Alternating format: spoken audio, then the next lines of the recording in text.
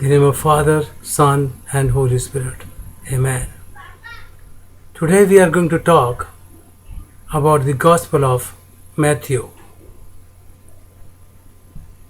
And this is the first book in the New Testament. And Matthew was one of the 12 disciples of Jesus Christ. The Jews waited for a leader who had been promised centuries before the biblical prophets. All these prophets were Jews and filled with the Holy Spirit. They believed that this leader, the Messiah, anointed one, would rescue them from their Roman oppressors and establish a new kingdom. As their king, he would rule the world with justice. However, many Jews overlooked prophecies that also spoke of this king as a suffering servant who would be rejected and killed. It is no wonder then that few recognized Jesus as the Messiah. How could this humble carpenter's son from Nazareth be their king? But Jesus was and is the king of all the earth. Matthew was one of 12 disciples of Jesus. Once he was despised tax collector, but his life was changed by this man, Jesus. Matthew wrote this gospel to his fellow Jews to prove that Jesus is the Messiah and to explain God's kingdom. The purpose of Gospel of Matthew is to prove that Jesus is the Messiah, the eternal King. This Gospel of Matthew was written probably AD 60 to 65. The key verse in the Gospel of Matthew is, "Do not think that I have come to abolish the law or the prophets. I have not come to abolish them, but to fulfill them," according to Matthew chapter 5, verse 17. The key people are Jesus, Mary, Joseph, John the Baptist, the disciples, the religious leaders, Caiaphas, Pilate, and Mary Magdalene. And the key places which are mentioned are Bethlehem, Jerusalem, Capernaum, Galilee, and Judea. Matthew is filled with messianic language. Son of David is used throughout, and Old Testament references 53 quotes and 76 other references are mentioned in the Gospel of Matthew.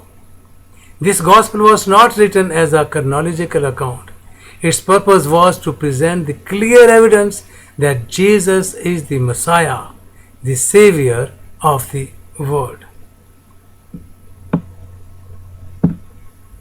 Matthew begins his account by giving Jesus' genealogy. He then tells of Jesus Christ is the King of Kings and mention about the birth of Jesus Christ and early years, including the family escape to Egypt from the murderous Herod and their return to Nazareth. Following Jesus' baptism by John the Baptist, Matthew chapter 3 verse 17, his defeat of Satan in desert, Jesus begins his public ministry by calling his first disciples and giving the Sermon on the Mount Olives. And that is mentioned in Gospel of Matthew chapter 5 to 7. Matthew shows Christ's authority by reporting his miracles of healing the sick and the demon-possessed and even raising the dead. Despite opposition from the Pharisees and others in the religious establishment, Jesus continued to teach concerning the kingdom of heaven. During this time, Jesus spoke with his disciples. about his imminent death and resurrection. Gospel of Matthew chapter 16 verse 21. And revealed his true identity to Peter, James and John. Matthew chapter 17 verse 1 to 5. Near the end of his ministry, Jesus entered Jerusalem in a triumphant procession. Matthew chapter 21 verse 1 to 11.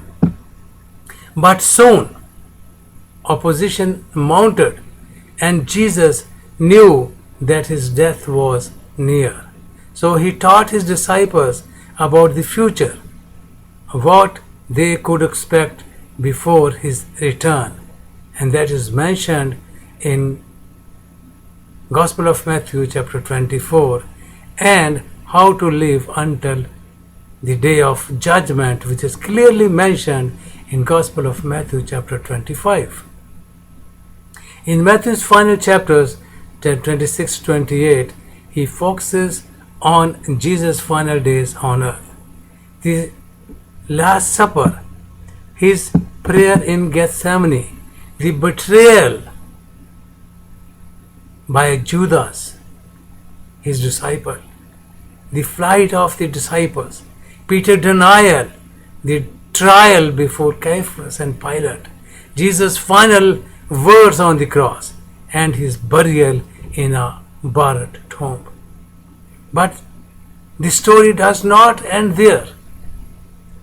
For the Messiah rose from the dead, conquering death and then telling his followers to continue his work by making disciples in all nations.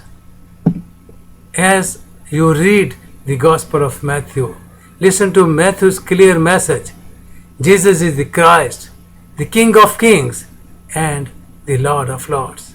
Celebrate his victory over evil and death, and make Jesus the Lord of your life. And we can divide Gospel of Matthew in 3 parts. In first part, there is the birth and preparation of Jesus, the King, and that is chapter 1 to verse 1 to chapter 4 verse 11. The people of Israel were waiting for the Messiah, their king. Matthew begins his book by showing how Jesus Christ was a descendant of David. But Matthew goes on to show that God did not send Jesus to be earthly king, but a heavenly, everlasting king. His kingdom would be much greater than David's kingdom, because it would never end. Even at Jesus' birth, many recognized him as a king. Herod the king ruler, as well as Satan, was afraid of Jesus' kingship and tried to stop him, but others worshipped him and brought royal gifts to present him. We must be willing to recognize Jesus for who he really is and worship him as King of our lives. And number 2, message and ministry of Jesus, the King. And this subject is covered from Matthew chapter 4 verse 12 to Matthew chapter 25 verse 46. Jesus begins his ministry. Jesus gave the Sermon on the Mount of Olives. Jesus performs many miracles. Jesus teaches about the kingdom of heaven. Jesus encounters differing reactions to his ministry. Jesus faces conflict with the religious leaders. Jesus teaches on the Mount of Olives.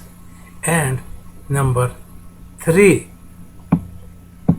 our third part, is death and resurrection of Jesus Christ, the King. Matthew chapter 26 verse 1 to chapter 28 verse 20. Jesus was formally presented to the nation of Israel but rejected. How strange for the king to be accused, arrested and crucified. But Jesus demonstrated his power even over death through his resurrection and gained access for us into his kingdom. With all this evidence that Jesus is God's Son, we too should accept him as our Lord and Savior. If you want to receive the everlasting life in the name of Jesus Christ, then I want to tell you, my dear brothers and sisters, the straight path is only in Jesus Christ. No one can show you any straight path. Only Jesus is the answer of your straight path. Come and accept Jesus Christ. Follow Jesus Christ. Follow the teaching of Jesus Christ. Accept him as your Savior and Lord, and he will come in your life, and he will change everything, and you will become the child and children of living God. Your name will be written in the book of life, and you will enter in the kingdom of God. This is the right time, right now, to accept Jesus Christ as your Savior and Lord. Read the Holy Bible. Read the Gospel of Matthew, Gospel of Mark, Luke, and Gospel of John especially. Read it, and you will come to know